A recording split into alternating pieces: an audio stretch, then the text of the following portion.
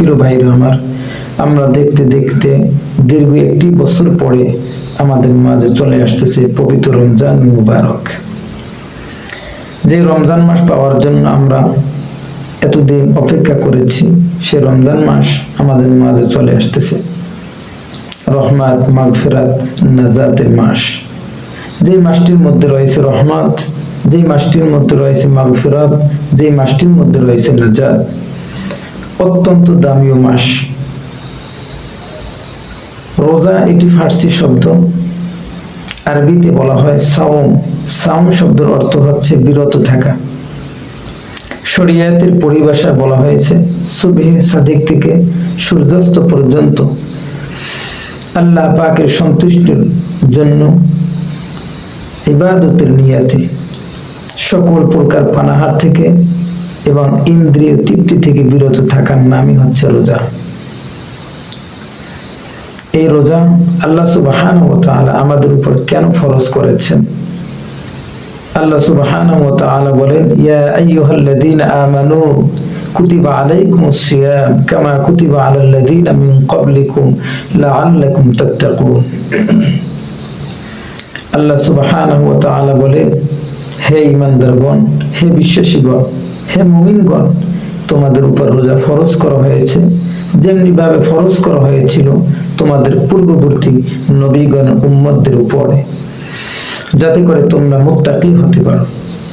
ভাইরা আমার, এখান থেকে শিক্ষা, আল্লাহ সুবহানাহু ওয়া তাআলা আমাদের উপর রোজা ফরজ করেছেন। এখানে কিন্তু হে মানব সম্প্রদায় বলেন নাই, হে মানব জাতি বলেন নাই। এখানে আল্লাহ বলছেন, হে ঈমানদারগণ, যারা ঈমান আনয়ন করেছে তাদের উপর রোজা ফরজ করা হয়েছে যেমনি ভাবে ফরজ করা হয়েছিল আমাদের পূর্ববর্তী নবীগণের উম্মতদের উপরে। এই আয়াতের ব্যাখ্যায় আল্লামা আলুসি রহমাতুল্লাহি আলাইহি বলেছেন, পূর্ববর্তী বলতে তার তাফসীর গ্রন্থ তাফসীর রুহুল মাআনিতে তিনি বলেছেন যে হযরত আদম আলাইহিস সালাম থেকে হযরত ঈসা আলাইহিস সালাম পর্যন্ত মাঝখানে যত নবী রাসূল এসেছেন তাদের সকল নবীদের উম্মতদের উপরে রোজা ফরজ ছিল। সেই রোজা আমরা পেয়েছি অত্যন্ত দামি। তিরমিজি শরীফের মধ্যে এসেছে, আল্লাহর হাবিব সাল্লাল্লাহু আলাইহি ওয়াসাল্লাম বলেছেন, মান সামা রমাদানা ঈমানান ওয়া ইহতিসাবান গুফিরা লাহু মা তাকদ্দামা মিন যামবি। আল্লাহর হাবিব সাল্লাল্লাহু আলাইহি ওয়াসাল্লাম বলেছেন, যে ব্যক্তি এই রমজানের রোজাগুলো রাখবে, আল্লাহ সুবহানাহু ওয়া তাআলা তার জীবনের সমস্ত সগীরা গুনাহগুলো ক্ষমা করে দিবেন, মাফ করে দিবেন। আমাদের গুনাহ মাফ করার একটা মাধ্যম রমজান রোজা।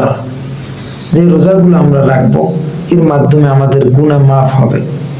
মুত্তাকি, খোদাভীতি হওয়ার জন্য একটা পথ, একটা দিক, সেই দিকটা হচ্ছে রমজান রোজাগুলো। হযরতে সাহাল বিন সাদ রাদিয়াল্লাহু তাআলা আনহু তিনি বলেছেন, আল্লাহর হাবিব সাল্লাল্লাহু আলাইহি ওয়াসাল্লাম জানাই দিয়েছেন যে জান্নাতের মধ্যে 8টি দরজা রয়েছে। এই 8টি দরজার মধ্যে একটি দরজার নাম হচ্ছে রায়্যান। এই রায়্যান নামক দরজা দিয়ে কারা জান্নাতে প্রবেশ করবে? যারা দুনিয়াতে রমজানুল মুবারকের রোজাগুলো রাখবে তারাই ওই দরজা দিয়ে জান্নাতে প্রবেশ করবে। সুবহানাল্লাহ। বাবাজিরা আমার, আল্লাহর হাবিব সাল্লাল্লাহু আলাইহি ওয়াসাল্লাম বলেছেন, যখনই রমজানের প্রথম রজনী চলে আসে তখনই আল্লাহ সুবহানাহু ওয়া তাআলা সমস্ত জিন্নাত শয়তানদেরকে শিকলে আবদ্ধ করে ফেলেন এবং জাহান্নামের সমস্ত দরজাগুলো বন্ধ করে দিন। একটা দরজাও খোলা রাখা হয় না। সুবহানাল্লাহ। শুধু তাই নয়, জান্নাতের সমস্ত দরজাগুলো, রহমতের দরজাগুলো বান্দার জন্য খুলে দেওয়া হয়। একটা দরজাও আল্লাহ সুবহানাহু ওয়া তাআলা বন্ধ করে রাখেন না। তাহলে কত দামিও। এজন্য আমরা এই রমজানের রোজাগুলো পালন করব। এই রোজা শুধুমাত্র খাবার বন্ধ করার মাধ্যমে রাখলেই হবে না।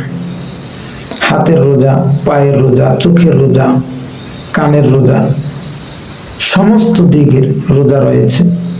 এজন্য আমরা এগুলো পালন করব। হাতের যে ডিউটি, হাত দ্বারা ধরা যাবে না, চোখ দ্বারা হারাম জিনিসের প্রতি দৃষ্টিপাত দেওয়া যাবে না, কানে শোনা যাবে না, সমস্ত কিছু রোজা রয়েছে। শুধুমাত্র খাবার বন্ধ করা এর মধ্যে সীমাবদ্ধ নয়। আমরা এগুলো বুঝে শুনে রোজা রাখবো এবং তারাফি নামাজটা আদায় করব। এক শ্রেণীর লোক রয়েছে যারা বলে তারাফি নামাজ 8 রাকাত। আমরা এদিকে কান দেব না, আমরা 20 রাকাত তারাফি নামাজ আদায় করব। আল্লাহর হাবিব সাল্লাল্লাহু আলাইহি ওয়াসাল্লাম তিনিও 20 রাকাত তারাফি নামাজ আদায় করেছেন। সাহাবা একরাম তারাও 20 রাকাত তারাফি নামাজ আদায় করেছেন। হযরত ওমর রাদিয়াল্লাহু তাআলা আনহুর জামানায় এটাকে একবারে বাধ্যতামূলক করে দিয়েছেন। এজন্য আমরা 20 রাকাত তারাফি নামাজই আদায় করব। রমজানের রোজাগুলো পালন করব, মাহে রমজানের পবিত্রতা আমরা রক্ষা করব এবং তারাফি নামাজ আদায় করব এবং বেশি বেশি দান সদকা করব। আল্লাহ সুবহানাহু ওয়া তাআলা আমাদের সকলকে এর উপর আমল করার তৌফিক দান করুক।